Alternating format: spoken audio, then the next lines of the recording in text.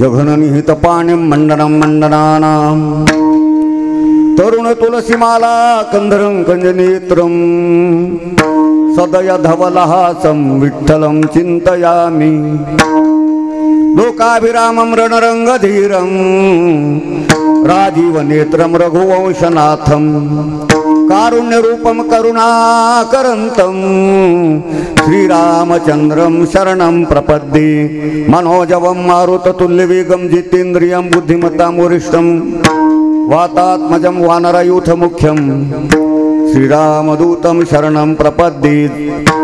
नमो सद्गुरु तुकया ज्ञानदीपा, नमो सद्गुरु सच्चिदानंद रूपा, नमो सद्गुरु भक्त कल्याण मूर्ती, नमो सद्गुरु भास्करा पूर्ण कीर्ती। जयांची केली स्मरण होय सकळ विद्यांचे अधिकरण, तेची वंदो श्री चरण श्री गुरूंचे। ते नमस्कारोनी आता पांडुरंगा करू प्रथम,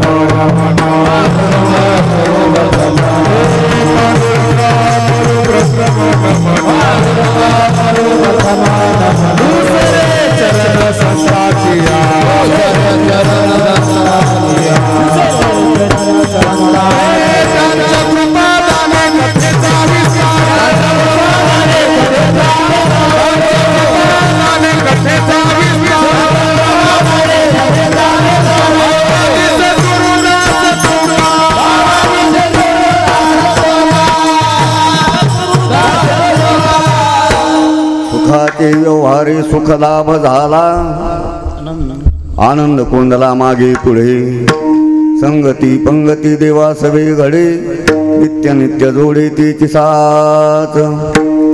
प्रस्तुत प्रसंगी प्राप्त स्थळी कीर्तन सेवेसाठी निवडलेला अभंग महाराष्ट्र भूषण देहू निवासी वैराग्याचे महामेरू जगद्गुरु श्रीमंत श्री तुकाराम महाराज यांचा अनुभूतीपर प्रकरणातील अभंग असून जगद्गुरु तुकाराम महाराजांनी साधना केली, व्यवहार केला आणि त्या व्यवहारातून जो तुकाराम महाराजांना अनुभव आला तो अनुभव शब्दाच्या द्वारा समाजाच्या समोर ठेवतात। विठ्ठल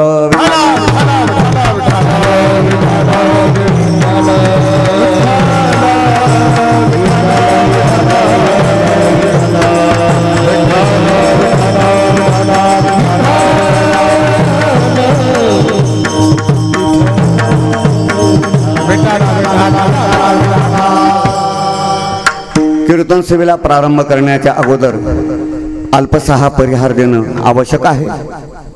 कार्यक्रमाची कल्पना सर्वांना आहे, तरीही त्या कार्यक्रमाचा परिचय करून देणे, रूपरेषा सांगणे हे वक्त्याचं कर्तव्य असतं। या नियमाला अनुसरून परिहार द्यायचा तो असा: अखिल कोट ब्रह्मांड नायक, कारण अकारण, करुणा वरुणालय, जगदाधार, भक्त हृदय वत्सल, रुक्मिणी प्राण संजीवन, भगवान पंढरीस परमात्म्याच्या असीम कृपेने विश्व माऊली ज्ञानोबाराय जगद्गुरु श्रीमंत श्री तुकाराम महाराज आदी करून संत महंताच्या आशीर्वादाने पुण्यभूमी पांढरी येथील सर्व ग्रामस्थ मंडळीच्या वतीने शुद्ध हेतूने अपार श्रद्धेने अत्यंत विश्वासाने गावकरी मंडळीच्या एकत्रीकरणाने परंपरेप्रमाणे संपन्न होत असलेला अखंड हरिनाम सप्ताह भागवत कथा ज्ञान यज्ञ सोहळा पुढच्या वर्षी पांढरीवाल्या गावकरी मंडळींना एक सुवर्ण संधी आहे।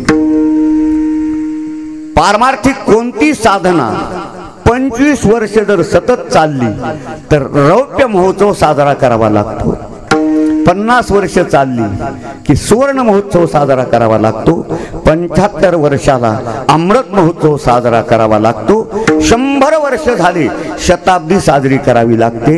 सप्ताहाला प्रारंभ होऊन 24 वर्ष झाले, पुढच्या वर्षी 25वे वर्ष आहे। रौप्य महोत्सव मोठ्या भव्य दिव्य प्रमाणामध्ये गावकरी मंडळीनं साजरा करावा ही गावकरी मंडळींना विनंती। विठ्ठल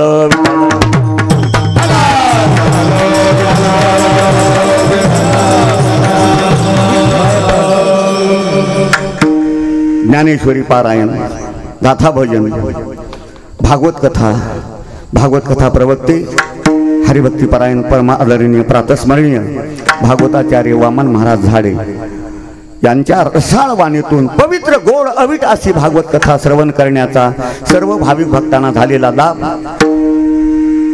ज्यांची कीर्तनासाठी उपस्थिती आहे असे गायनाचार्य सुंदर प्रकारची चाल म्हणली आमचे हरिभक्तीपरायण खडाळेकर महाराज, त्यांना साथ दिली आमचे हरिभक्तीपरायण गुलाब महाराज, कोणतं गाव?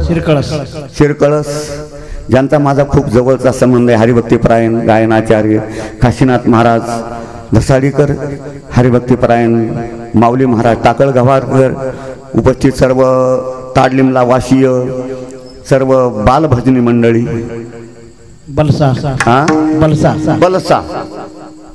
का बलसावासीय सर्व बालभजनी मंडळी, पंचक्रोशीतून आलेले सर्व हरिभक्तीपरायण गायनाचार्य, सर्वांच्या चरणी नतमस्तक होतो, सर्वांना मनोभावे वंदन करतो. आणि ज्यांचा मृदंगाच्या क्षेत्रामध्ये खूप नावलौकिक आहे असे हरिभक्तीपरायण मृदंग अलंकार ताल भास्कर हरिभक्तीपरायण आमचे सतीश महाराज लोंढे, उपस्थित सर्व कीर्तनकार प्रवचनकार रामायणाचार्य भागवताचार्य श्रोते मंडळी, माता भगिनी, तरुण वर्ग, सर्वांचा एकोपा आणि सर्व भाविक भक्तांच्या दर्शनाचा लाभ आमचे हरिभक्तीपरायण शिवाजी महाराज पांढरीकर यांच्या निमंत्रणावरून सर्व भाविक भक्तांच्या दर्शनाचा झालेला लाभ. विठ्ठल विठ्ठल.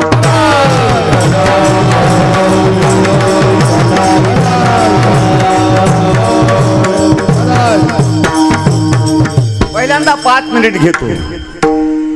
आपण हा अखंड हरिनाम सप्ताह गावामध्ये का करावा, याचे काय काय गावामध्ये फायदे होतात, एका वाक्यातून फायदे सांगून पुढे चालू आपण. पहिला फायदा, ज्या दिवशी सप्ताहाला प्रारंभ झाला गावामध्ये मंगलमय वातावरण, पहिला फायदा. आणि रामनवमी सारखा आणि हनुमान जयंती सारखा पर्वकाळ सापडलेला. भागवत धर्मामध्ये 5 प्रकारचे पर्वकाळ सांगितले. पर्व विशेष भागवत धर्मी, नरसिंह जयंती रामनवमी, वामन जयंती जन्माष्टमी, उत्तमोत्तमी शिवरात्र. 5 पर्वकाळापैकी प्रारंभ झाला रामनवमीच्या दिवशी आणि त्याची सांगता आहे हनुमान जयंतीच्या दिवशी. असा मोठा सापडलेला पर्वकाळ, मंगलमय वातावरण. पहिल्या दिवसापासून पांढरीमध्ये सगळे तीर्थ आले. जिथे भगवंताची कथा चालते तिथे सगळे तीर्थ येतात. तत्रैव गंगा यमुना च वेणी, गोदावरी सिंधू सरस्वती च, सर्वाणि तीर्थानि वसन्ति नित्यं, यत्र अच्युत उदार कथा प्रसंगाः. तिसरा फायदा, सर्व गावकरी मंडळींना कथा करण्याकरता मिळते. कथा म्हणजे नामस्मरण. कथे आयशे पुण्य न जोडे सर्वथा. चौथा फायदा, गावकरी मंडळींना दान देण्याची समान संधी प्राप्त होते. हा चौथा फायदा. 5वा फायदा, हिंदू संस्कृतीचं जतन. 6वा फायदा, धर्म जागृती. आणि 7वा फायदा, अखंड हरिनाम सप्ताहाच्या माध्यमातून गावकरी मंडळीचं एकत्रीकरण. जे गाव एकत्रीकरणानं आहे त्या गावची शक्ती वाढत असते आणि जे गाव विघटनवादी आहे त्या गावाची शक्ती कमी कमी होत असते. दृष्टांत देतो आपल्या लक्षात येईल. जुन्या काळामध्ये 80-90 वर्षाच्या पूर्वी शर्ट शिवण्या करताना मशीन नव्हत्या. सुईत दोरा भरायचा आणि शर्ट कात्रीनं कातरायचं आणि ते जसं शर्ट असेल तसं शिवायचं. पूर्वीचा काळ आहे.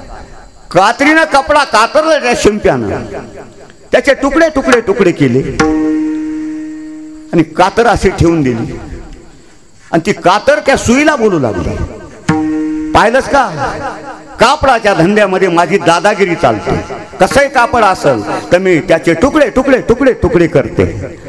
सगळं सुईनं ऐकून घेतलं आणि नंतर त्या शिंप्यानं सुईमध्ये दोरा ओला, जसं शर्ट शिवायचं तसं शर्ट शिवलं आणि ती सुई आपल्या डोक्यामध्ये पागोट्यामध्ये ती सुई खवली आणि मग त्या सुईला बोलायला संधी निर्माण झाली. दीदी, पाहिलंस का, जे तुकडे करतात त्याची जागा पायाजवळ आहे आणि जे एकत्रीकरण करतात त्याची जागा डोक्यावर आहे. विठ्ठल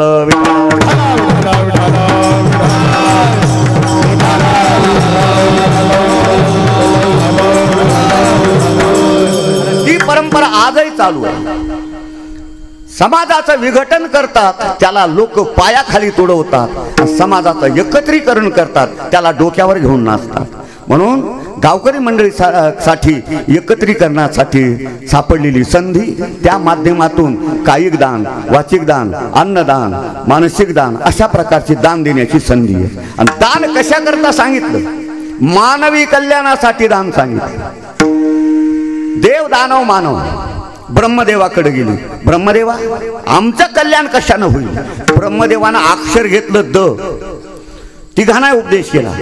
देव दानव मानव जो चाहे निज कल्याण, पाले द अर्थ को दमन दया अरुदान. देव लोकांना सांगितलं तुम्ही इंद्रियाचं दमन करा, तुमचं कल्याण होईल. दानव लोकांना सांगितलं अंतःकरणामध्ये दया धारण करा, तुमचं कल्याण होईल. मानव लोकांना सांगितलं तुम्ही दान करा, तुमचं कल्याण होईल. विठ्ठल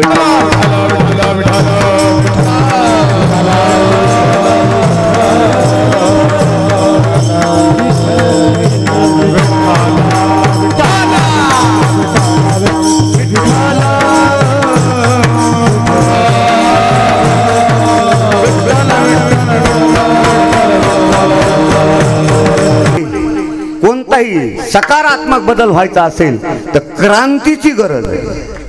तरुण समोर बसलेत म्हणून बोलतो. 2500 वर्षापूर्वी त्या तरुणानं क्रांती केली. आद्य गुरु शंकराचार्य भारतामध्ये द्वैत मत माजलं होतं. म्हणून जगद्गुरु शंकराचार्यांचा अवतार झाला. द्वैत मताचं खंडन, अद्वैत मताचा प्रसार प्रचार सर्व भारतभर केला. मूर्तीपूजा बंद पडली होती आणि त्या जगद्गुरु शंकराचार्याने भारतभर क्रांती केली. त्या शंकराचार्याचं वय 16 वर्ष.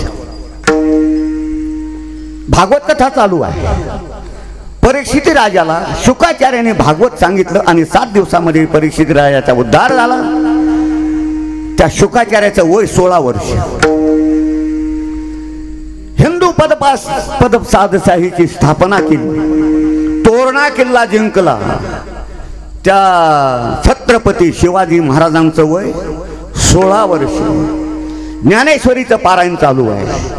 ज्ञानेश्वर महाराजांनी ज्ञानेश्वरी लिहिली जगाचं कल्याण होण्याकरताना. त्या ज्ञानेश्वर महाराजांचं वय 16 वर्ष. परंतु पाश्चात्य विकृती काय म्हणते? 16वं वर्ष धोक्याचं. जगदीश खेबुडकराचं पहिलं गाणं आहे 16वं वर्ष धोक्याचं. पण आपली हिंदू संस्कृती सांगते 16वं वर्ष धोक्याचं नाही, 16व्या वर्ष मोक्याचं आहे. असं 16वं वर्ष मोक्याचं असणार. गावकरी मंडळींना पुन्हा विनंती, तरुणांना विनंती, मोका दौडू नका. विठ्ठल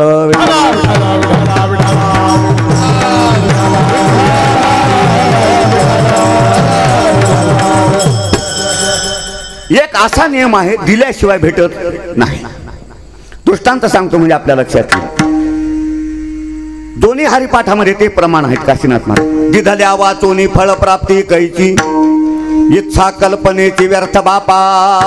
तुम्हाला जे आज मिळतंय ते पूर्वी तुम्ही दिलेलं आहे.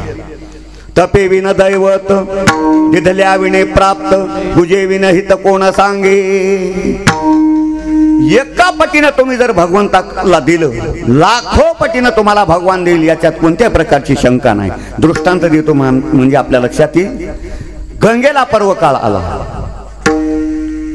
स्नानासाठी दाटी होईल म्हणून कार्यकर्त्या लोकांनी गंगेमध्ये एक रेषा ओढली. वरच्या बाजूला स्त्रिया स्नान करतील, खालच्या बाजूला पुरुष लोक स्नान करतील. पर्व काळाला दाटी झाली असणारी. पण पौष महिन्यामध्ये आलेला पर्व काळ, कडाक्याची थंडी होती, पाण्याचा प्रवाह जोरात होता आणि पाणी अत्यंत थंड होतं. कसाही पहिलवान माणूस असेल बुडी मारल्याबरोबर बाहेर निघायचा. स्नानासाठी गर्दी झाली आणि दुर्वास महर्षी स्नानाकरता आले. दुर्वास महर्षी गंगेमध्ये प्रवेश केला. 15 मिनिट झाले, अर्धा तास झाला तरी दुर्वास ऋषी पाण्याच्या बाहेर निघत नाहीत. वरच्या बाजूला द्रौपदी स्नान करू लागली. द्रौपदी चाणाक्ष, द्रौपदीच्या लक्षात आलं कोणताही माणूस एका मिनिटाच्या वर गंगेमध्ये राहत नाही. आणि अर्धा तास झालं दुर्वास महर्षी का गंगेमध्ये उभा आहेत? कारण काय झालं होतं, जे वस्त्र नेसून गंगेमध्ये स्नानासाठी गेले होते ते वस्त्र पाण्याच्या प्रवाहानं वाहून गेले होते. नग्न अवस्था होती. बाहेर निघायचं कसा हा प्रश्न पडला. द्रौपदी चाणाक्ष, द्रौपदीनं आपला पदर फाडला आणि पाण्याच्या प्रवाहानं खाली सोडला. तोच पदर दुर्वास महर्षीनं धरला, आपली लज्जा राखली, बाहेर आली, कपडे घातले. दर्शनासाठी दुर्वास महर्षीच्या गर्दी झाली. द्रौपदी दर्शनासाठी आली. द्रौपदीला पाहिल्याबरोबर अष्टसात्विक भाव आमच्या दुर्वास महर्षीचे जागृत झाले. डोळ्याला धारा लागल्या, मुखातून शब्द निघाला, द्रौपदी आज तू इथं नसतीस तर माझी गच्छंती झाली असती. आज तू माझी लाज राखलीस, एक ना एक दिवस भगवान तुझी लाज राखील. विठ्ठल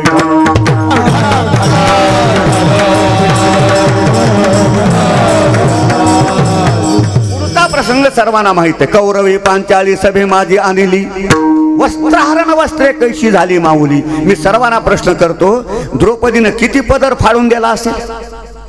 एक हातभर म्हणा नाही, 2 हात पदर फाडला असेल.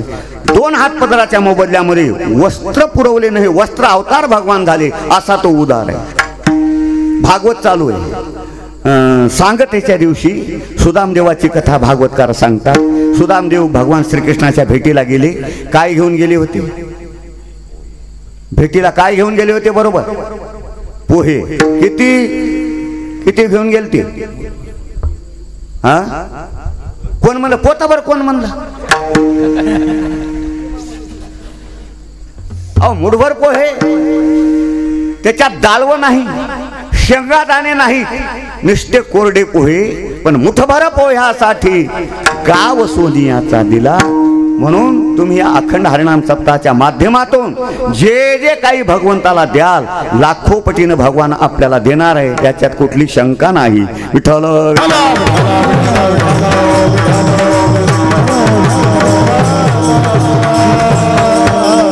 कबीर महाराज बोलतात, कंचन दिया करणे द्रौपदी दिया चीर, जो दिया सो पाया कह गई दास कबीर. अशा माध्यमातून पर्वकाळ सापडलेला आहे, अभंग निवडलेला आहे श्रीमंत श्री जगद्गुरु तुकाराम महाराजांचा अनुभूतीपर प्रकरणातला. त्यालाच अनुभव म्हणतात. अनुभव 2 प्रकारचा, संसारातला अनुभव आणि परमार्थातला अनुभव. संसारातल्या अनुभवाला कालाची मर्यादा आहे, देशाची मर्यादा आहे. परमार्थातल्या अनुभवाला कालाची मर्यादा नाही, देशाची मर्यादा नाही. संसारात कोणताही अनुभव असू द्या, त्याला देशाची मर्यादा आहे. आपल्याकडे कापूस पिकतो, नाशिक भागामध्ये द्राक्ष पिकतात, म्हणजे देशाची मर्यादा आली, कालाची मर्यादा. गतवर्षी एका बॅगला 10 क्विंटल कापूस झाला, यावर्षी होईल हे काही सांगता येत नाही. कालाची मर्यादा आहे, देशाची मर्यादा आहे. परंतु परमार्थातला जो अनुभव आहे, ऋषी मुनीपासून माऊली ज्ञानेश्वर महाराज, तुकाराम महाराज, निळोबाराय, गुरुवरे मोतीराम महाराज, गुरुवरे मारुती महाराज यांच्यापर्यंत अनुभव एकच, ती म्हणजे भगवंताची प्राप्ती. विठ्ठल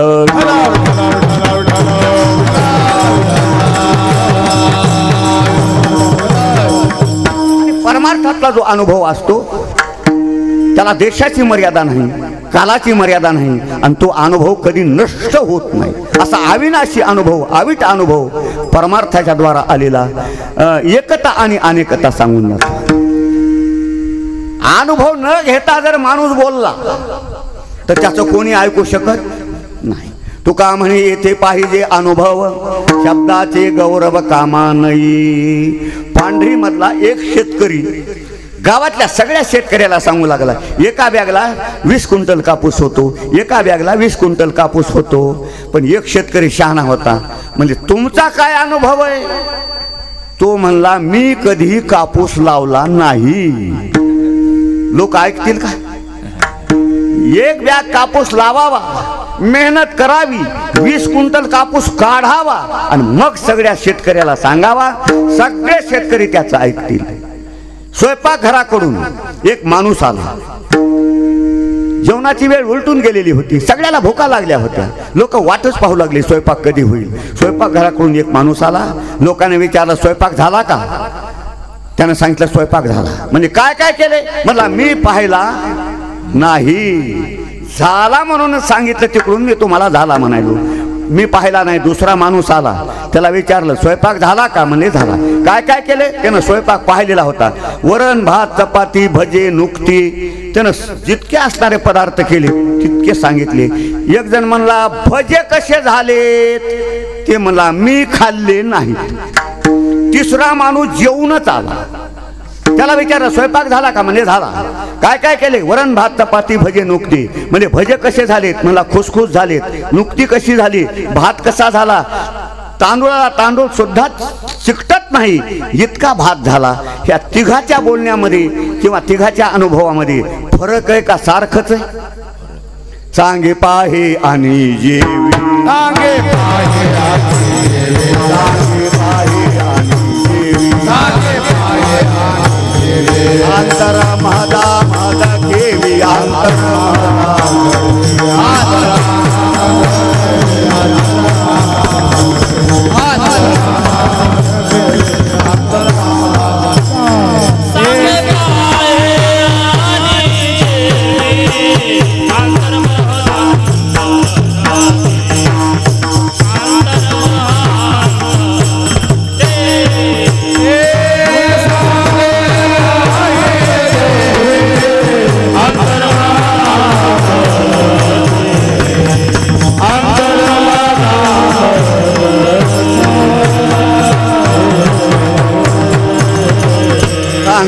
पाहे आणि जेवी, अंतर महदा महद केवी. परमार्थातल्या अनुभवामध्ये एकता आहे आणि तो अविनाशी अनुभव आहे. प्रपंचातल्या अनुभवामध्ये अनेकता आहे आणि तो दोषानं दूषित आहे. एकता अनेकता सांगून जातो. वर्ग पहिलीचा आहे, विद्यार्थी 20 आहे. नादर साहेब वर्गावर गेले. नादर साहेबांनी प्रश्न केला गणितातला. मुलांनो 7 चौक 13, एका मुलानं उत्तर दिलं. 7 चौक 17, 7 चौक 18, 20 मुलांना वेगवेगळ्या प्रकारचं उत्तर दिलं. नादर साहेब तिसरीच्या वर्गावर गेले. तिथे 20च विद्यार्थी होते आणि नादर साहेबांना तोच प्रश्न विचारला गणितातला. मुलांनो 7 चौक, सगळ्या मुलांनी एकच उत्तर दिलं 7 चौक 28, 7 चौक 28, 7 चौक 28. नादर साहेबांनी सहजच विचारलं, मुलांनो 7 चौक 29 होत नाहीत का? एक मुलगा हुशार होता. नादर साहेब 7 चौक 29 सुद्धा होतात. म्हणजे कसे होतात? तुम्हाला धरून होतात. विठ्ठल विठ्ठल.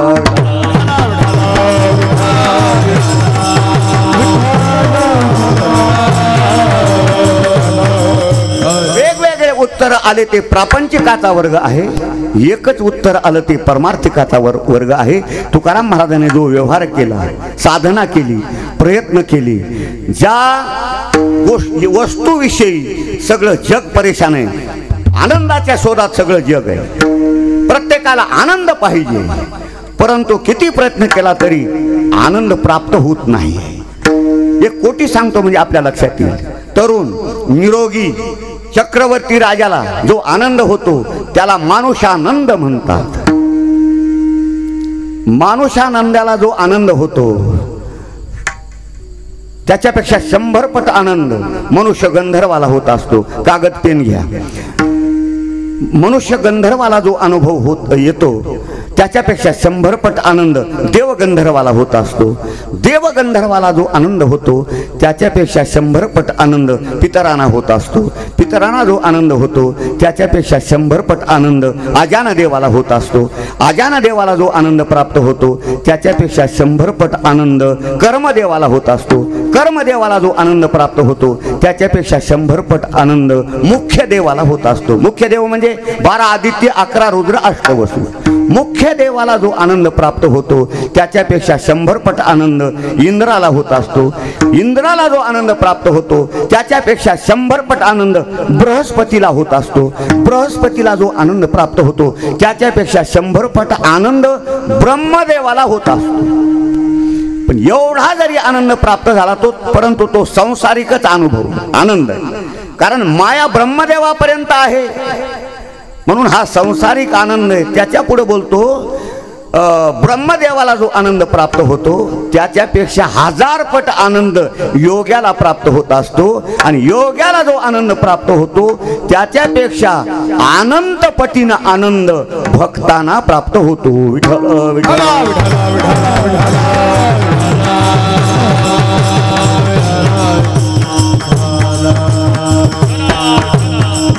आनंद जगद्गुरु तुकाराम महाराजांना व्यवहारातून प्राप्त झाला. विठोबाची वेडी आम्हा आनंदू सदा.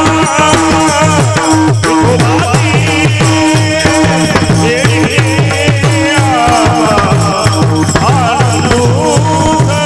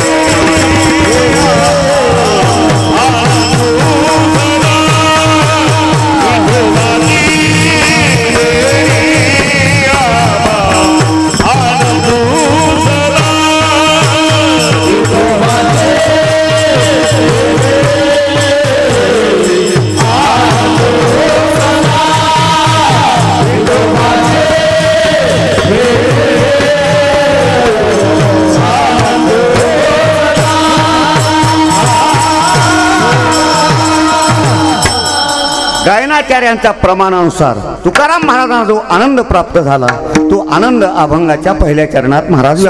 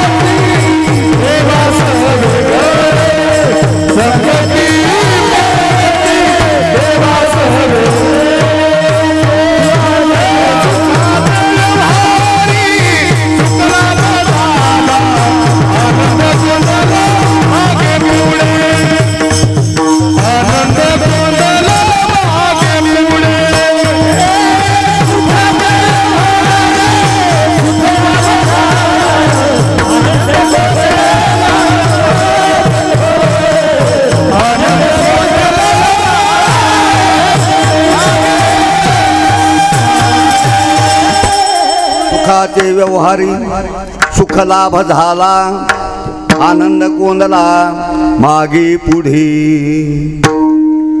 प्रयत्न केले व्यवहार केला साधना केली त्याच्यातून मला जो अनुभव आला आनंद कोंदला मागे पुढे म्हणजे आनंद आणि देव हे शब्द जरी दोन असतील तर त्याचा परिणाम एकच आहे. महाराज त्या अनुभव सांगतात बरं का.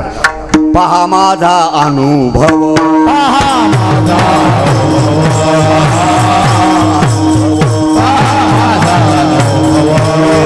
देवा फुला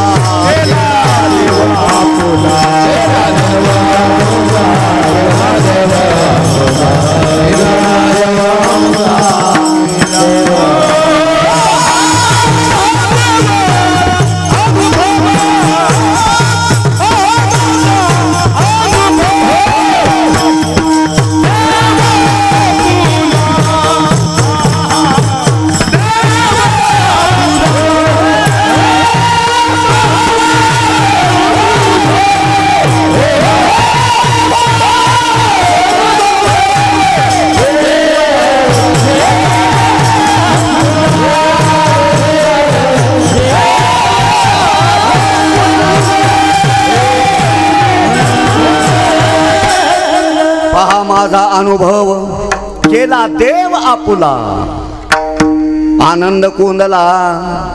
मग आनंद शब्द का वापरला?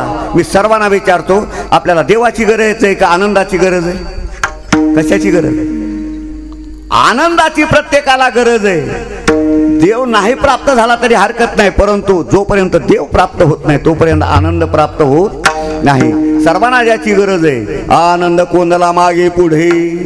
मागे म्हणजे इकडे नाही, पुढे म्हणजे इकडे नाही. जिथं शब्दार्थ लागत नसेल तिथं लक्षणा करावी लागते. लक्षण प्रमाणाभ्याम वस्तुसिद्धी. शब्द अर्थ नाही कळाला तर कशी फजिती होती सांगून जातो. पांढरी मधला एक माणूस पंढरपूरला निघाला, परभणीला गेला पंढरपूरला जाण्यासाठी. परभणीला गेल्यानंतर एसटी स्टँडवर गेला, त्याला उलट्या होऊ लागल्या. जवळ दवाखाना होता, डॉक्टरकडे गेला. डॉक्टर साहेब मला उलट्या होता, ताबडतोब उपचार करा. डॉक्टरला ऑपरेशन थिएटरमध्ये जाण्याची गडबड होती म्हणून डॉक्टरनं 2 गोळ्या दिल्या. सहज विचारलं, म्हणजे तुम्ही कुठं निघाले? म्हणजे पंढरपूरला. म्हणजे असं करा, एक गोळी इथं खा आणि दुसरी गोळी आंबेजोगाईला खा. त्यानं एक गोळी तिथं खाल्ली. परभणी ते पंढरपूरच्या डायरेक्ट एसटी मध्ये बसला. आंबेजोगाई 1 किलोमीटर पुढं राहिली, याला एसटी झोप लागली. झोपीमध्ये आंबेजोगाई गेली, कळम गेलं, बारसी गेली, कुरुडवाडी आली.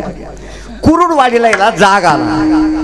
शेजारच्या प्रवाशाला विचारलं, कोणतं गाव आलं? म्हणजे कुरुडवाडी. म्हणजे आंबेजोगाई माग 100 किलोमीटर गेली. मला घोटाळा झाला. कुरुडवाडीला त्या एसटीतून उतरला, आंबेजोगाईची एसटी धरली, तिथं आला, गोळी घेतली. विठ्ठल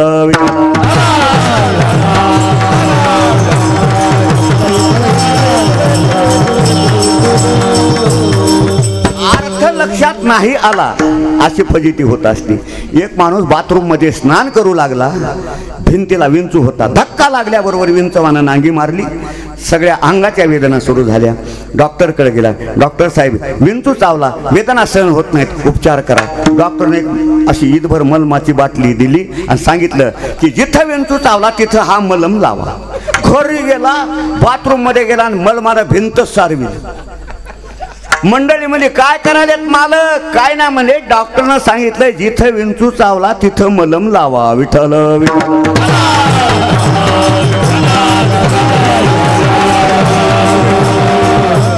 मागे म्हणजे इकडे नाही आणि पुढे म्हणजे इकडे नाही. मग मागे पुढे म्हणजे काय? भूतकाळाच्या दुःखाची विस्मृती झाली, वर्तमानकाली तो आम्ही आनंद उपभोगतो आहोत. भविष्य काळामध्ये आता आम्हाला कधीच दुःख येणार नाही. आनंद कोंदला मागे पुढे. संसारातही आनंद आहे, परंतु तो क्षणिक आनंद आहे. आणि परमार्थातला आनंद कसा आहे महाराज? भाग गेला सीन गेला, भाग गेला सीन गेला, भाग गेला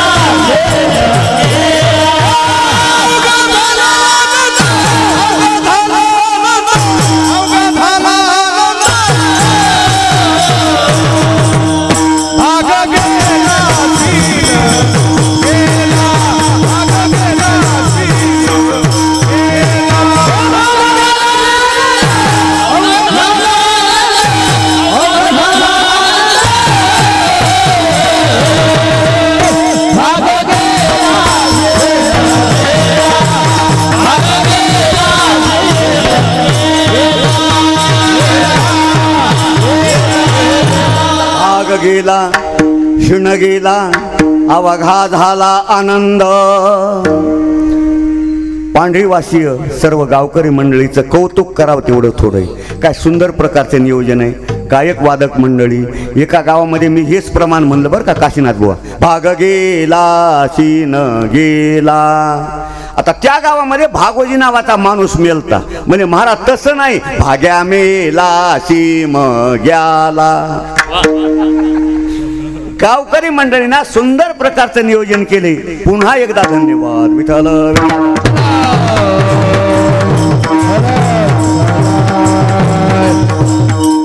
असा 4 प्रकारचा व्यवहार आणि 4 प्रकारचा लाभ सांगून जातो. पहिला व्यवहार दुःखाचा, त्या व्यवहारातून मिळणारा लाभ दुःखाचा. दुसरा व्यवहार सुखाचा, त्या व्यवहारातून मिळणारा लाभ दुःखाचा. तिसरा व्यवहार दुःखाचा, त्या व्यवहारातून मिळणारा लाभ सुखाचा. चौथा व्यवहारही सुखाचा, लाभही सुखाचा. विठ्ठल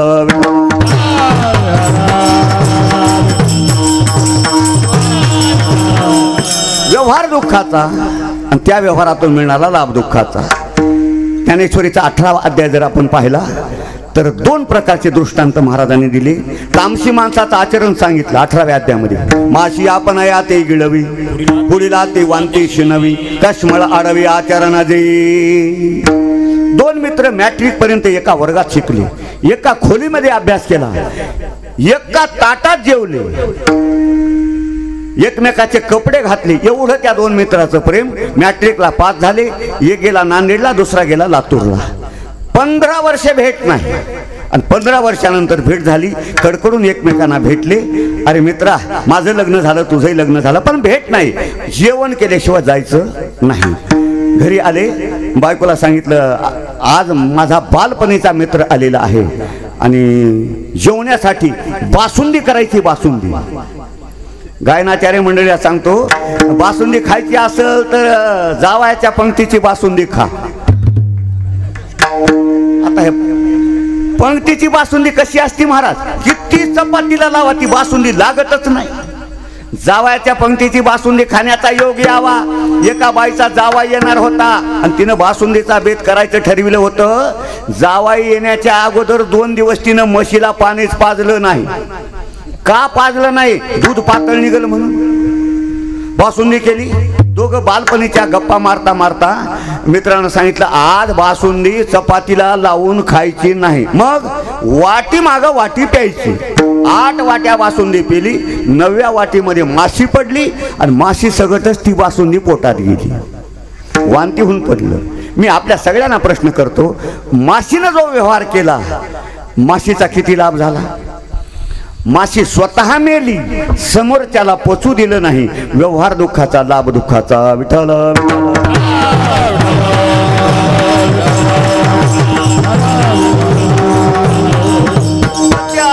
सोयरिकीचे दिवस आहेत. शिवाजी महाराज सोयरिकीचे दिवस आहेत. पाटलाच्या एका मोठ्या पाटलाच्या मुलाची बैठकीची निश्चिती होती. पाटलानं काही गावातले प्रतिष्ठित माणसं बोलावले, पाहुणे माणसं बोलावले. अमुक अमुक दिवशी माझ्या मुलाच्या बैठकीची निश्चिती, अमुक गावाला जायचे. पाहुणे जमले, गावातली प्रतिष्ठित मंडळी जमली. सकाळी सकाळी स्नान केलं, मारुतीचं दर्शन घेतलं. अशा इंडिका वगैरे 4 चाक्या उभा टाकल्या होत्या. पण त्या गावातमध्ये एक माणूस असा होता की व्यवहारही दुःखाचा करणारा आणि लाभही दुःखाचा पदरात पाडून घेणारा. त्यानं काय केलं ते म्हणला, पाटलाच्या पोराची सोयरीक मोडील तरच नावचा नावचा टिंब टिंब टिंब. पुढच्या जागा तुम्ही भरून काढा बरं का. पाटलाच्या पोराची सोयरीक मोडणार म्हणजे मोडणार. त्यानं काय व्यवहार केला? स्वतःचं नाक बुडा सुद्धाच कापून घेतलं आणि जाणाऱ्या लोकांना सगळ्याला आपलं तोंड दाखविलं. सगळ्यांना त्याचं तोंड पाहिलं. त्या बैठकीच्या निश्चितीसाठी गेले. योगायोगानं सोयरीक मोडली. गावामध्ये आले माणसं, सोयरीक मोडली. याला कळालं, ज्यानं नाक कापून व्यवहार केला त्याला. आता घरात बसू वाटतंय होय, पोटात आनंदाच्या उकळ्याच मावनात. रस्त्याला आला आणि जो भेटेल त्याला म्हणू लागला, येना म्हणाव पथ्या पाटणाच्या पोनाची सोयनिक म्हणणी. जो भेटेल त्याला म्हणू लागला, पाटणाच्या पोनाची सोयनिक म्हणणी, सोयनिक म्हणणी. पाटलाला कळालं. पाटील म्हणला, येणं नाक कापून आपल्याला तोंड दाखविलंय म्हणूनच आपल्या पोराची सोयरीक मोडली. पाटील आला, बदडूनच काढलं. व्यवहार दुःखाचा, लाभ दुःखाचा. विठ्ठल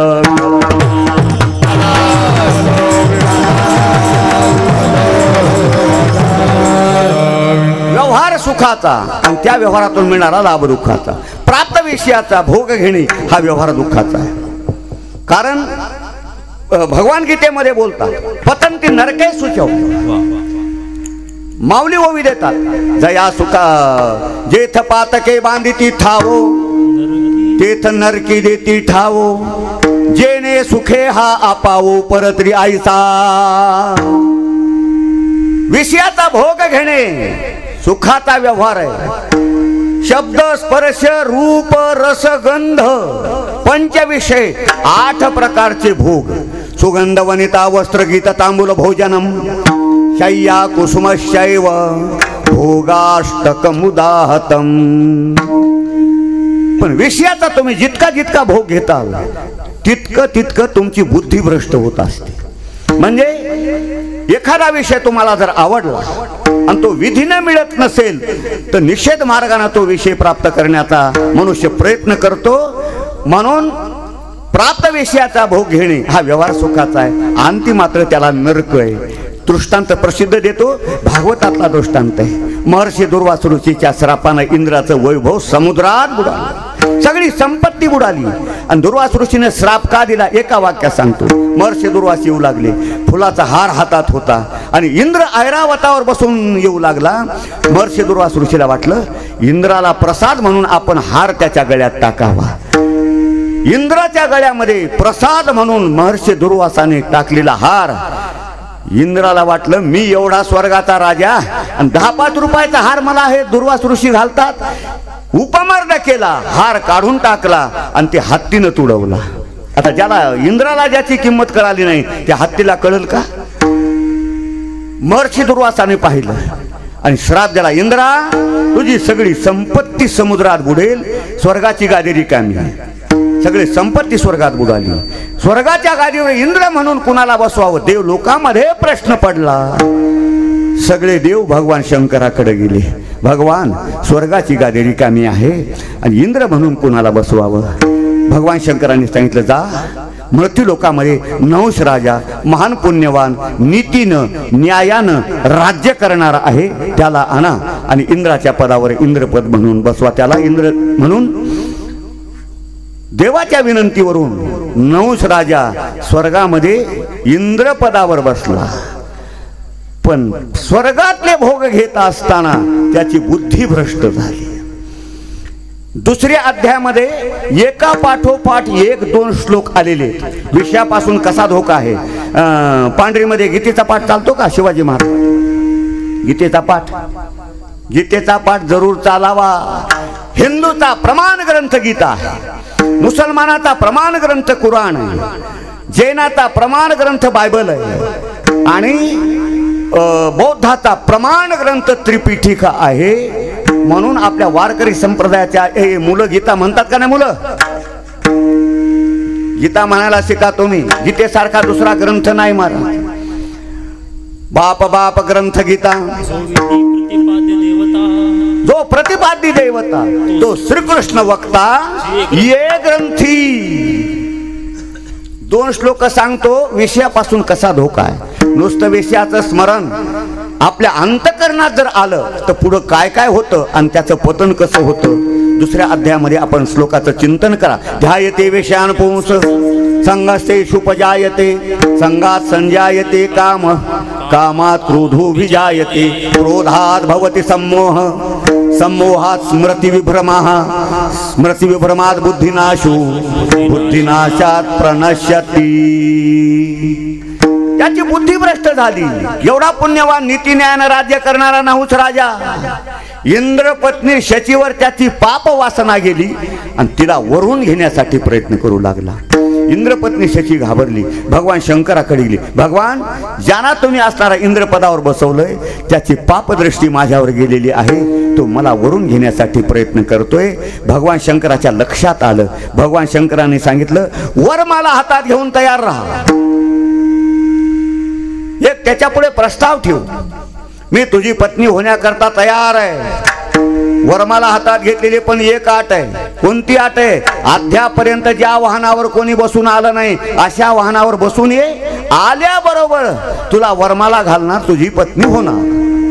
त्यानं वाहन तपासायला सुरुवात केली. नहुष राजानं कोणतंच वाहन रिकामं नाही. कोणतंही वाहन पहा, कोणता तरी देव बसलेला आहेच. वाहन पाहिजे अनसूट. आणि भोगानं विताळ झालेला नहुष राजा बुद्धिभ्रष्ट झाली. त्याच्या असं बुद्धीमध्ये आलं अद्यापर्यंत ऋषी लोकाच्या खांद्यावर कोणी बसलं नाही. त्यानं पालखी तयार केली, पालखीमध्ये बसला, 7 ऋषी त्या पालखीला लावले आणि ऋषी लोकांना ती पालखी घेऊन चालायला लावू लागला. आता ऋषी लोकांना पालखी घेऊन कधी चालायची सवय नाही.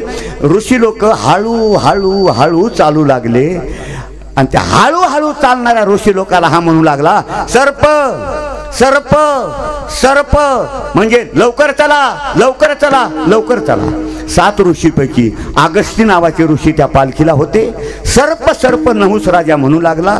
अगस्ती ऋषीचा क्रोध अनावर झाला. नहुषा, असा भोगाना उतावळ होऊन सर्प सर्प म्हणतोस ना, नक्की सर्प होऊन पडशील. नहुष स्वर्गाधिपती झाला, राहती माझी भांबावला, भुजंगत व पावला नेनशिकाई.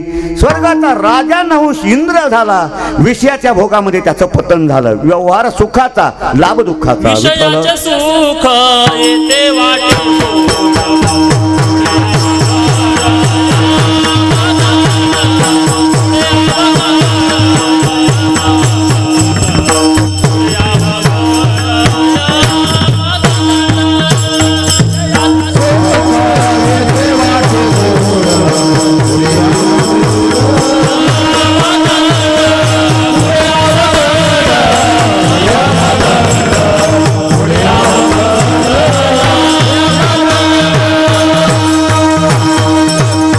विषयाचे सुख येथे वाटे गोड, पुढे अवघड यमदंड. व्यवहार सुखाचा आहे पण लाभ अंती दुःखाचा आहे. तिसरा व्यवहार दुःखाचा आणि त्या व्यवहारातून मिळणारा लाभ सुखाचा. प्राप्त विषयाच्या भोगाचा त्याग करणे व्यवहार दुःखाचा आहे. रोज गादीवर झोपणारा माणूस पण त्याला वेळ आली पोत्यावर झोपण्याची, सुखाचा व्यवहार आहे का दुःखाचा आहे? गायनाचारी, व्यवहार कसा आहे? दुःखाचा आहे. पंचपक्वान्नाचं भोजन खाणारा माणूस शिळ्या भाकरी खाव्या लागू लागल्या, व्यवहार दुःखाचा आहे. राजा गोपीचंद, तीव्रोत्तर प्रकारचं वैराग्य निर्माण झालं आणि गोपीचंद राजाच्या अंगावर किलोनं सोनं होतं. त्या सोन्याचा त्याग केला. लाखो रुपयाचे त्याचे असणारे कपडे होते, त्या कपड्याचा त्याग केला. भगवे वस्त्र नेसले, भस्म अंगाला लावलं आणि गोपीचंद राजा वनात गेला. हा व्यवहार दुःखाचा आहे पण गोपीचंद राजाला सुखाचा लाभ प्राप्त झाला. विठ्ठल.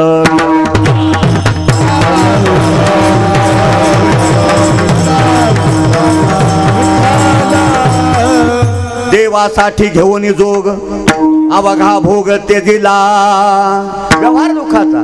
गोपीचंद राजाला भगवंताची प्राप्ती झाली. लाभ सुखाचा.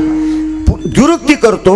भागवतामध्ये आलेली कथा आहे. एक दिवस भागवतकार सांगतात, मी 2 मिनिटात सांगतो. उत्तानपाद राजाला 2 पत्न्या, सुरुची आणि सुनीती. सुरुचीचा उत्तम, सुनीतीचा ध्रुवबाळ. सुरुची आवडती, सुनीती नावडती. गावाच्या बाहेर झोपडं बांधून दिलं आणि उत्तानपाद राजापासून सुरुची आवडती आहे आतापर्यंत तसंच चालत आलं. मी आपल्या सगळ्यांना प्रश्न करतो, आपल्याला रुची आवडते का नीती? काय आवडत आहे, रुची का नीती? लवकर बोला, कीर्तन 12 कडे नेल बर का मी. प्रत्येकाला रुची आवडते, नीती कोणाला आवडत नाही. सुरुची आवडतीये, सुनीती नावडतीये. गावाच्या बाहेर झोपडं बांधून दिलं. एके दिवशी मुलामध्ये ते ध्रुवबाळ खेळत असताना ध्रुवबाळाला विचारलं मुलांनी, अरे ध्रुवा, तुझ्या बापाचं काय नाव आहे? आईकडे आला. आई, मला माझे मित्र विचारतात बापाचं नाव काय आहे. अरे बाळा, या नगरीचा उत्तानपाद राजा तू तुझा बाप आहे. माझा बाप आहे, मग मी बापाच्या भेटीला जाणार. जाऊ नको बाळा, तुझा अपमान झाल्याशिवाय राहणार नाही. मी जाणार बाबाच्या भेटीला म्हणजे जाणार. ध्रुवबाळ गेला. उत्तानपाद राजा सिंहासनावर बसला होता. ध्रुवबाळ गेला, राजाच्या मांडीवर बसला. राजाला आनंद झाला, आपला मुलगा आपल्या मांडीवर बसलेला आहे. परंतु त्या सुरुचीनं पाहिलं, ती तरुण होती, सुंदर होती. राजा तिच्या ताब्यात होता आणि तेव्हापासून आतापर्यंत तसंच चालू आहे. सगळे माणसं गृहमंत्र्याच्या ताब्यात. काशीनाथ महाराज कसं आहे, सगळे माणसं गृहमंत्र्याच्या ताब्यात. ताबडतोब ताट ताट ताट आली आणि ध्रुवबाळाला लात मारून ढकलून दिलं. जसं ढकललं तसं मोठ्यानं रडायला सुरुवात केली ध्रुवबाळानं. महाराज त्याचं वर्णन करतात, उठविता बाळ आक्रंदले पोटी, निघे उठा उठी चमत्कारी. रडत निघालं ते बाळ आपल्या आईच्या घराचा रस्ता धरला. गावातल्या लोकांनी पाहिलं, गावातले लोक रडू लागले. चालिले बाळक रुदन करीत, देखून गावात हाहाकार. सगळे लोक रडू लागले. अरे अरे अरे, राजानं बाळावर अन्याय केला. सत्य पुढे शांत पण चालत नाही. आणि असं रडत येणार बाळ. घरा येता बाळ देखिले मातेने, दाटली दुःखाने बोलवेना. अत्यंत दुःख त्या आईला झालं, शब्द फुटत नाही. ध्रुव बाळ आला आणि आपल्या माईच्या अंगावर धाडकन अंग टाकून दिलं आणि एकच आपल्या आईला प्रश्न विचारला, आई माय, मला बसलेल्या जागेवरून कोणी उठवणार नाही, अशी मला जागा पाहिजे. मागू कुणाला सांग. कोणी उठवे आईशा ठाई म्या बैसावे, सांग म्या मागावे कवना माय. बाळा देवे द्यावे तेव्हा भोगावे सकळ.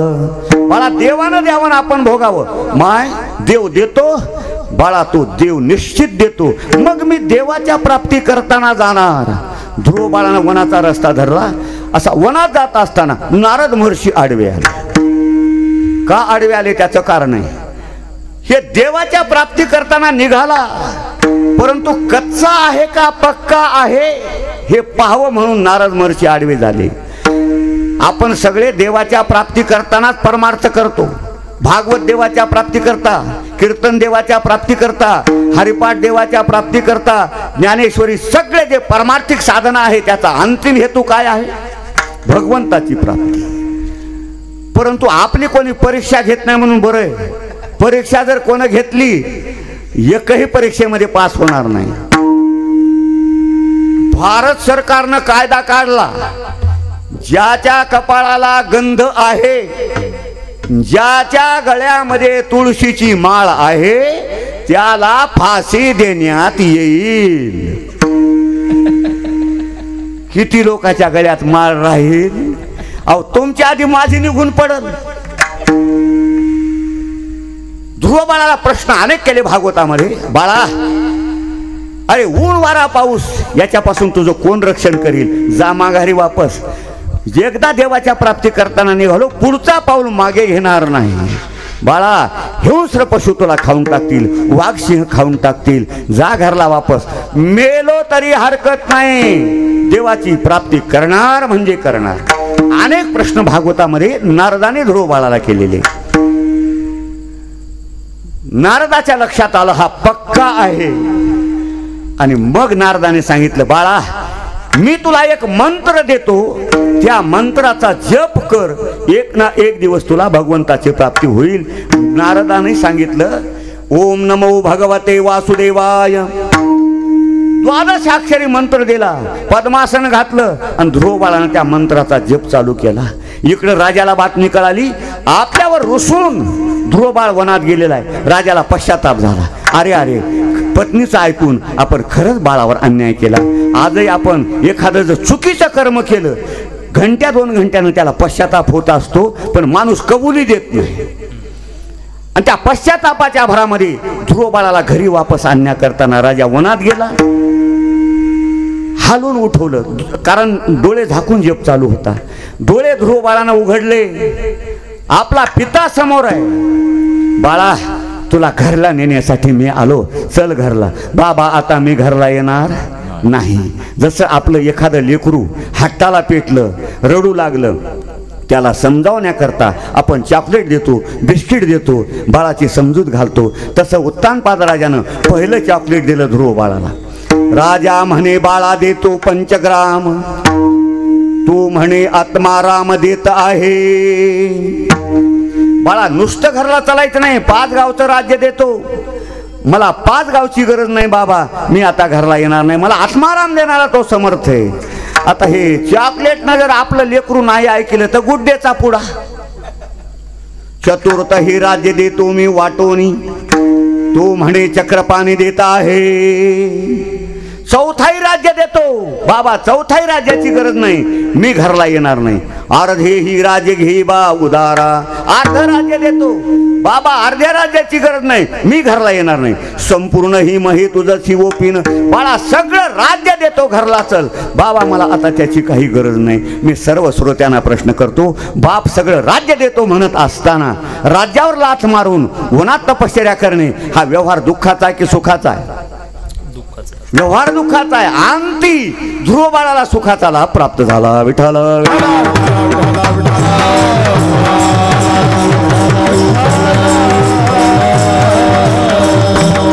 चौथा व्यवहार आहे सुखाचा, लाभ आहे सुखाचा. सुखाचे व्यवहारी सुख लाभ झाला, आनंद कोंदला मागे पुढे. महाराज तुम्ही आता पुढं काय करणार? अभंगाचं दुसरं चरण. संगती पंगती संगती पंगती देवा, संगती पंगती संगती पंगती देवा, संगती पंगती देवा,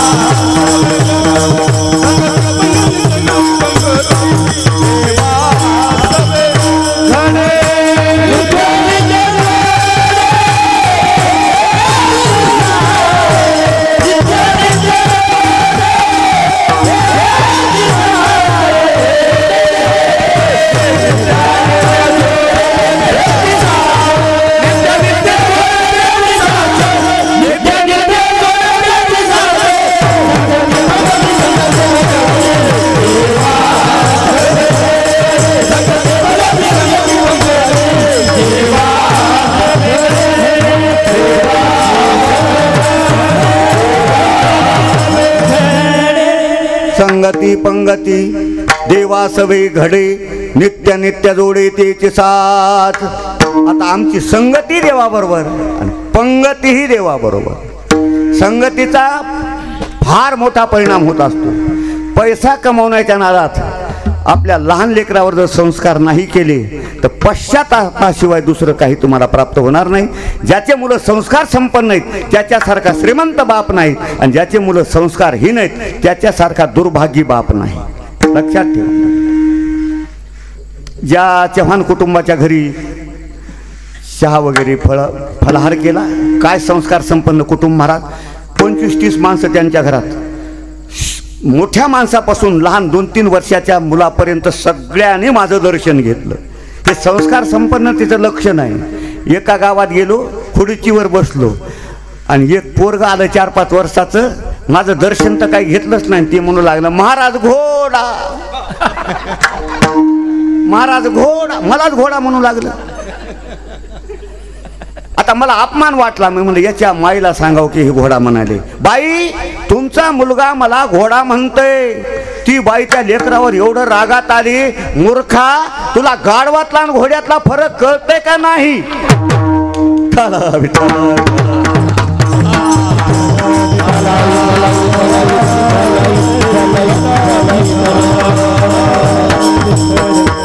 असंच एका घरी गेलो, बसल्याबरोबर एक पोरगा आलं 4-5 वर्षाचं, माझ्या मांडीवर बसलं. बरं जसं मांडीवर बसलं, रिकामं बसलं नाही, माझ्या खिशात हात घालायले. आता काय करावं? मी म्हणलं बाई तुम्हाला एकच मुलगा आहे का? नाही म्हणजे महाराज 2 आहे. म्हणलं दुसरा कुठं आहे? म्हणजे काय तिकडे तुमच्या बुटात पाणी ओतायले. आता एक खिशात हात घालाले आणि दुसरं बुटात पाणी ओतायले. संस्कार संपन्नतेनं लहान मुलावर चांगले संस्कार होतात. जसं गाडगं बनवायचंय चिखलाचं तसं आपल्याला त्याला आकार देता येतो असतो. एकदा गाडगं भाजलं बरं का मृदंगाचार्य, एकदा गाडगं भाजलं पुन्हा त्याला आकार देता येत नाही. म्हणून गावातल्या मंडळींना पुन्हा विनंती करतो, आपल्या लेकरावर चांगल्या प्रकारचे संस्कार घडवा, संपत्ती कमी कमवू द्या. विठ्ठल विठ्ठल.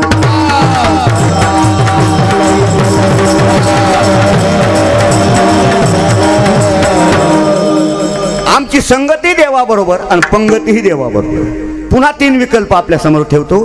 काही लोकांना संगती संसाराची, पंगती संसाराची. काही लोकांना संगती देवाची, पंगती संसाराची.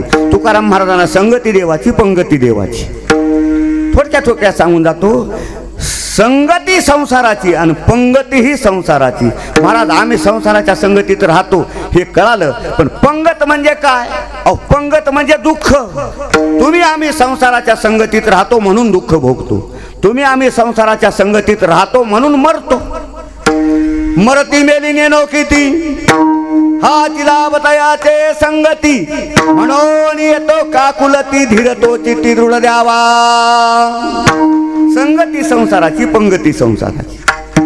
संगती देवाची पंगती संसाराची. करतो देवाची भक्ती, मागतो संसारातलं. येर बहुत जोडती किरटी जयाची भजने भोगासाठी. तुकाराम महाराज म्हणतात आमचं तसं नाही, संगती देवाची आणि पंगती देवाची. महाराज संगती कळाली हो, पण पंगती म्हणजे काय? पंगती म्हणजे ब्रह्मरस. आता काही लोकांना संगती एकाची आणि पंगती दुसऱ्याची. मंत्र्याच्या ड्रायव्हरला संगती मंत्र्याची, पंगती धाब्याची. कळालं का? सगळ्याच्या लक्षात यावं म्हणून बोलतो. मंत्री आपल्या पंक्तीला ड्रायव्हरला बसू देईल का? शिवाजी महाराज. संगती मंत्र्याची आहे, पंगती धाब्याची आहे. हे कळत नसल, ज्ञानेश्वरीचं पारायण चालू आहे. संगती एकाची आणि पंगती दुसऱ्याची. का कमलकंदाने दरधुरी नांदनूक एकेची घरी, परे परागू शेविजे भ्रमरी हेरा चिखलची उरी. बेडू कमळाच्या संगतीत राहतो आणि चिखल खातो. संगती एकाची, पंगती दुसऱ्याची. शेतकऱ्याच्या परिचयाचा दृष्टांत दिला. पाहे पा दूध पवित्र आणि गोड, पाशी त्वचेची या पदरा आड, ते आवेरवणी गोचिड अशुद्ध काय न सेविती. गोचिड गाईच्या कासेच्या संगतीत राहतो. गोचिडाला संगती गाईच्या कासेची आणि गोचिडाला संगत दुधाची. दूध पितो ना गोचिड, हा मग पंगत रक्ताची आहे. संगती गाईच्या काशाची आहे, पण गोचडाला पंगती रक्ताची. महाराज म्हणतात आमचं तसं नाही, संगती देवाची, पंगती देवाची. महाराज तुम्ही देवाच्या संगतीत राहता हे आम्हाला कळालं, पण पंगत म्हणजे नेमकं काय सांगा ना? पंगत म्हणजे तुका म्हणे ब्रह्मरसे होय सरिचे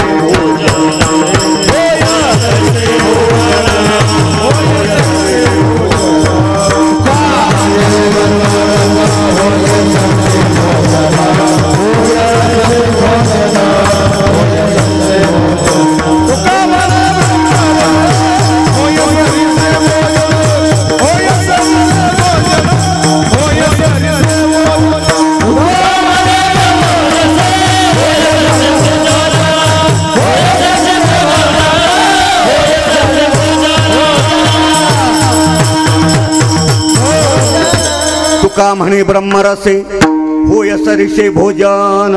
ब्रह्मरसाची पंगती आहे. आता आपण इतके सगळे देवाच्या संगतीत आहेत. मनपातले लोक सगळे देवाच्या संगतीत आहेत. मग संगतीत आहेत महाराज, आम्हाला पंगत कशाची आहे? लावणी मृदंग तुझी टाळ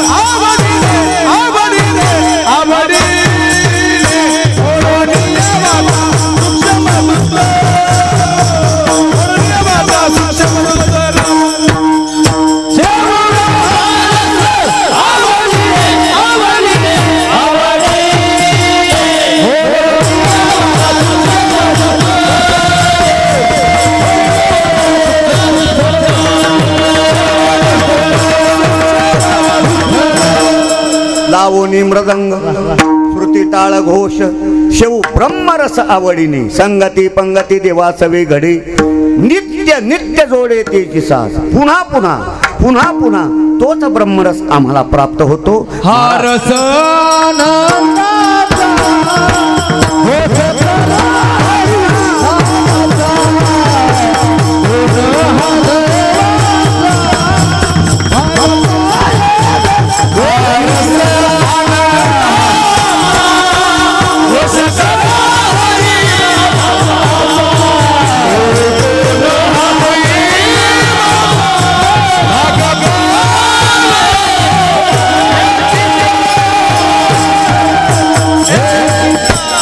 हा रस आनंदाचा घोष कर्या हरिनामाचा कोण या दैवाचा भाग पावे येथील संगती पंगती देवासवे घडी नित्य नित्य जोडी तिची साथ. महाराज पुन्हा पुन्हा पुन्हा पुन्हा तोच आनंद तुम्हाला कसा काय प्राप्त होतो. महाराज म्हणले आम्ही ज्या देवाच्या संगतीत राहतो तो देव कसा आहे अभंग समर्थाचे घरी समर्थाचे घरी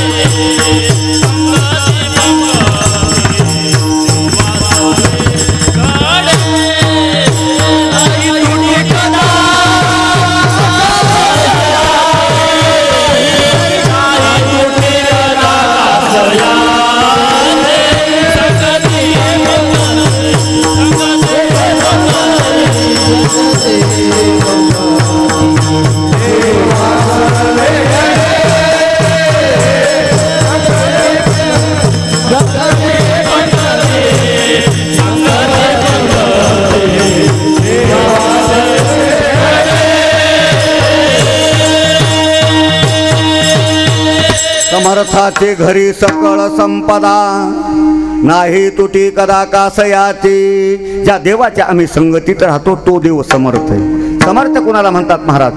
करतुम अकर्तुम अन्यथा करतुम ह्या तिन्ही शक्ती ज्याच्या ताब्यात आहेत त्याला समर्थ म्हणतात. आपला समर्थपणा भगवान अर्जुनाला आपल्याच मुखानं सांगू लागले. मी किती मोठा आहे, मी किती समर्थ आहे. अर्जुना तुला सांगू गतिर्भरता प्रभु साक्षी निवास शरणम सुरत प्रभव प्रलयस्थानम निधानम बीजमव्ययम. या श्लोकावरच्या आपण सगळ्या ओव्या पाहून घ्या मग तो किती समर्थ आहे आपल्या लक्षात येईल. म्या बोलविल्या वेद बोले म्या चालविल्या सूर्य चाले म्या हलविल्या प्राणू हाले जो जगाते चालिता. पर्वती बैसकान संडावी समुद्री रेखा नोलांडावी पृथ्वी भूते व्हावी हे आज्ञा माझी. अर्जुना त्या सगळ्या जगाला जो काळ घेऊन जातो ना त्या काळाची नेमणूक मी केली. मी आता नेमिला साता काळूग्रासित से भूता म्हणी आगते पंडुसुता सकळे जयांचे. अशा देवाच्या आम्ही संगतीत आहेत. समर्थाचे घरी सकळ संपदा नाही तुटी कदा कासयाची. परंतु एखादा गावात जर श्रीमंत माणूस असेल आणि त्याच्या श्रीमंतीचा उपयोग जर गोरगरिबासाठी होत नसेल तर त्याची श्रीमंती कामाची नाही. आमचा देव समर्थ असून सुद्धा एखादा जर पापी असेल, दुष्ट असेल, दुराचारी असेल, अनन्य भावानं एकदा देवाला शरण गेला की ते मागचे सगळे गुन्हे पोटामध्ये साठवून ठेवतो. त्याच्या पोटामध्ये जागा आहे. लाभाचे अनेक प्रकार त्याच्या जवळ आहेत. अभंगाचं शेवटचं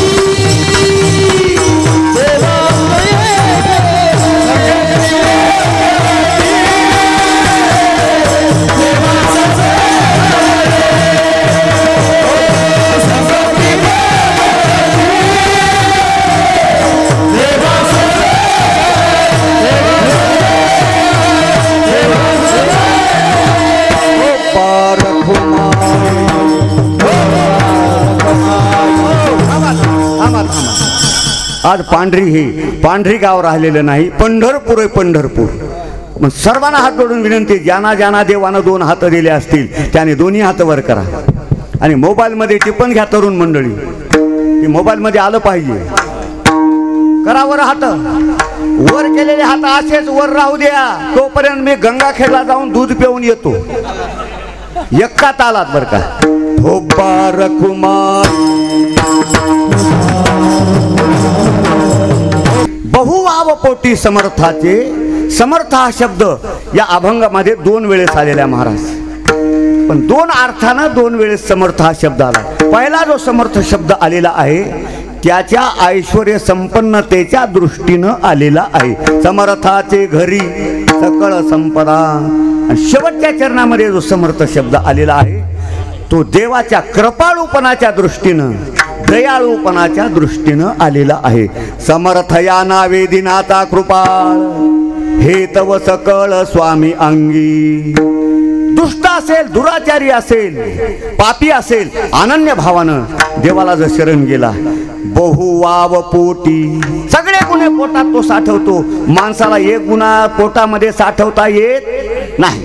पण आमचा देव असा आहे की सगळे गुन्हे त्या पोटात साठवतो आणि त्याचा उद्धार करतो. तुका म्हणे येथे लाभाची कोटी, बहुवाव पोटी समर्थाचे. संगती पंगती देवा सवे घडे, नित्य नित्य जोडी तीची साथ. परंतु जगद्गुरु तुकाराम महाराजांनी सुखाचा व्यवहार कोणता केला? शंका समाधान सेवा समाप्त. अनेक प्रकारचे व्यवहार. यज्ञ हा व्यवहार आहे, योग हा व्यवहार आहे, तपश्चर्या हा व्यवहार आहे. पण सगळे दुःखाचे व्यवहार आहेत. योग हा व्यवहार आहे, जमत असेल तर करा.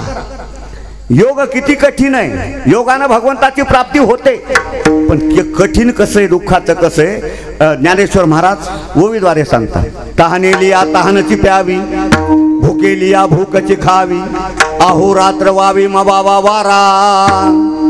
योग करताना तहान जर लागली, पाणी प्यायचं नाही, इथं महाराजाच्या समोर बाटल्या आहेत, पाण्याच्या आहेत बरं का, पाण्याच्या. तहान लागली, पाणी प्यायचं नाही, पाणी पिल्यासारखं समजायचं. भूक लागली, जेवायचं नाही, जेवण केल्यासारखं समजायचं. त्याच्या पुढची कठीणता महाराज सांगतात. शीत वेष्टावे, उष्ण पांघुरावे आणि वृष्टीची राहावे घरातू. योग करताना थंडी वाजू लागली, थंडीच पांघरायची.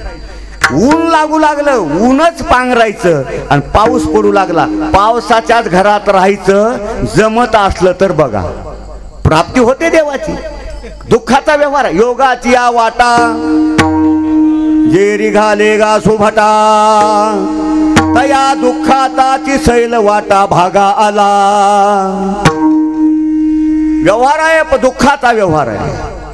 यज्ञ हा व्यवहार आहे, दुःखाचा व्यवहार आहे. तपश्चर्या हा व्यवहार आहे. मवावा वारा, वारा पेऊन तपश्चर्या करावी लागते.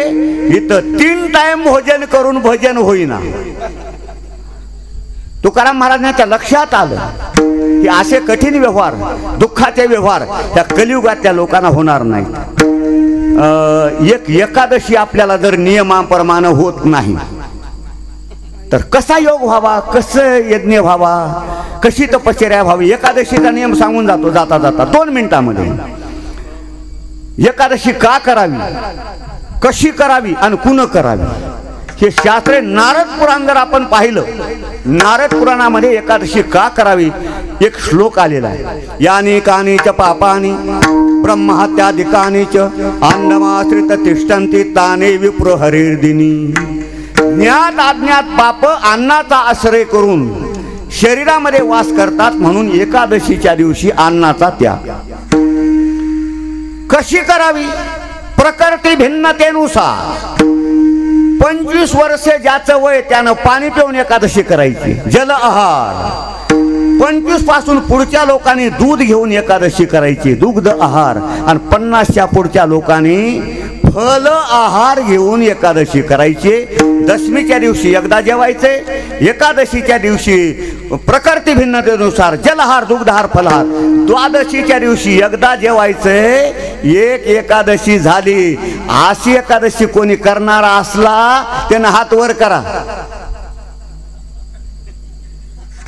शिवाजी महाराज मी बघायलो कोणाचा हात वरी होईल काय. दशमीच्या दिवशी एकदा जेवायचंय.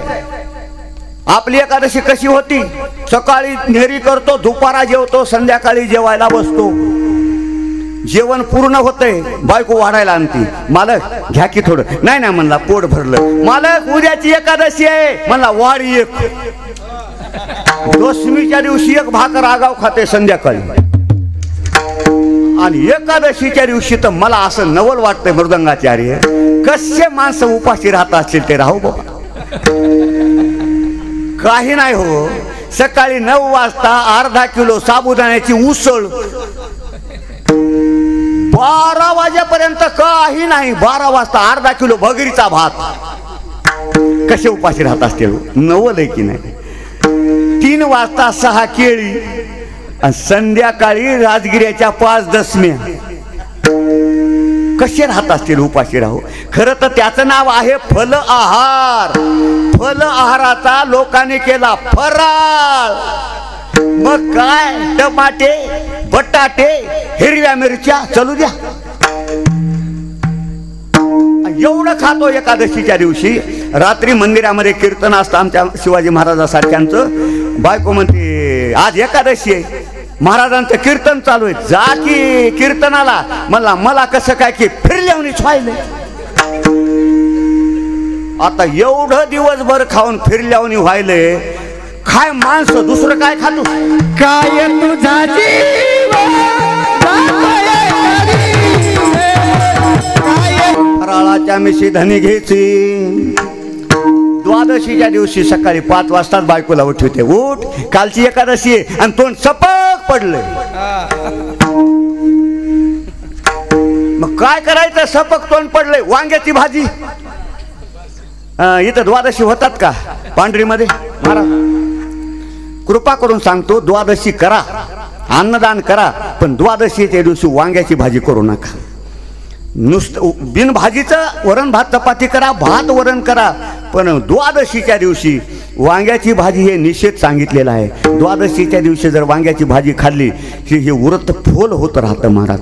अशी एकादशी आपल्याला नीट होत नसल, कसा योग व्हावा, कशी तपश्चर्या व्हावी, तुकाराम महाराजांनी कलियुगातल्या लोकांचा विचार केला आणि युग परत्वे सर्वांना सुखाचा व्यवहार करता येईल असा सुखाचा व्यवहार केला. कोणता? आम्ही नामाचे धारक नेनो प्रकार अनेक सर्व भावी एक विठ्ठलाचे प्रमाण एक गाऊ आम्ही विठोबाचे नाम अनेका पै काम नाही आता. नाम हा व्यवहार सुखाचा आहे की दुःखाचा? सुखाचा व्यवहार. प्रत्येकाला नाम घेता येतं, सकळाशी येते आहे अधिकार. कलियुगी उद्धार हरीच्या नामे. पण एका माणसानं पुन्हा तक्रार केली महाराजाकडे, महाराज मला उभा टाकून नाव घेता येत नाही. महाराज म्हणजे मग बसून घे.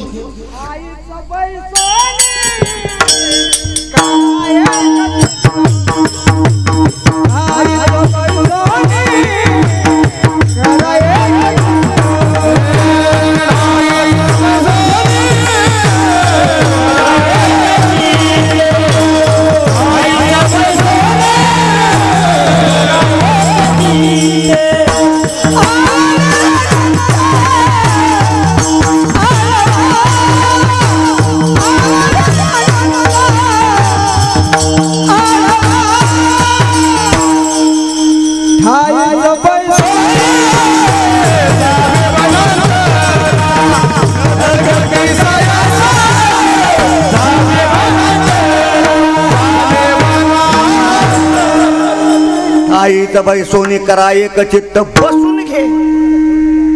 त्यानं तक्रार केली, महाराज मला बसता सुद्धा येत नाही. महाराज म्हणे मग झोपून नाम घे. निजल्याने गाता उभा नारायण बैसल्या कीर्तने प्रेमे डोले असा सुखाचा व्यवहार, सगळ्यांना जमण्यासारखा व्यवहार. आणि त्या व्यवहारातून तुकाराम महाराजांना जो अनुभव आला तोच व्यवहार आपण करावा, तीच साधना करावी आणि भगवंताची प्राप्ती करून घ्यावी. यथामती यथा अवकाश धावत्या वेगात अभंगाचा भावार्थ वैकुंठ निवासी गुरुवरे मोतीराम महाराज यांच्या कृपेनं सर्व ही दिग्गज गायनाचार्य मंडळी, मृदंगाचार्य, सर्व श्रोते मंडळी, सर्व माता भगिनी, सर्व महाराज मंडळीच्या उपस्थितीमध्ये सर्वांच्या सहकार्याने कीर्तन करण्याचा प्रयत्न केला. बाळक बोबडा बोली का वाकुडा विचुका पाऊली ते चोज करुणी माऊली विजय जेवी. तुकाराम महाराज म्हणतात अनुभव आले अंगा ते या जगादी तसे. तुकाराम महाराजांना दया आली लोकांची. संत कुणाला म्हणतात एका वाक्यात सांगतो, आपल्याला जे प्राप्त झालेलं आहे ते सर्व समाजाला प्राप्त व्हावं अशी ज्यांची भावना आहे त्याला संत म्हणतात. तुका म्हणे खातो आनंदाचे लाडू नका तर फडू घ्या रे तुम्ही शेवितो हा रस वाटितो अनेका घ्या रे होऊ नका रान भरी. गेल्या 24 वर्षापासून पांढरी या गावामध्ये अखंड हरिनाम सप्ताहाची साधना चालू आहे. पुढच्या वर्षी रौप्य महोत्सव साजरा सर्व गावकरी मंडळीने एकत्रीकरणानं करायचा आहे. पुढच्या वर्षी 7 दिवस गावातल्या लोकांनी गुढ्या उभारा. हे गोकुळ झालं पाहिजे. पांढरी म्हणजे पांढरी गाव राहिलं ना पाहिजे. गोकुळीच्या सुखा अंतपार नाही लेखा असं गोकुळ झालं पाहिजे. सर्वांनी एकत्रीकरणानं रौप्य महोत्सव साजरा करा ही सर्व गावकरी मंडळींना विनंती करतो. पायाच्या प्रसादे काही बोलिलो विनोदी मद क्षमा करणे संती नोहे अंगभूत युक्ती नोहे हा उपदेश तुमचे बडबडिलो शेष तुमच्या कृपेचे पोसणे जन्मोजन्मी तुका म्हणे. बोलता बोलता काही वाकडा तिकडा शब्द गेला असेल तर बालकाला क्षमा करा. गावकरी मंडळीनं सुंदर प्रकारचं नियोजन केलेलं आहे आणि सर्व भाविक भक्तांच्या दर्शनाचा योग हरिभक्तीपरायण शिवाजी महाराज यांच्याद्वारा निमंत्रणाच्याद्वारा दर्शनाचा योग आलेला आहे.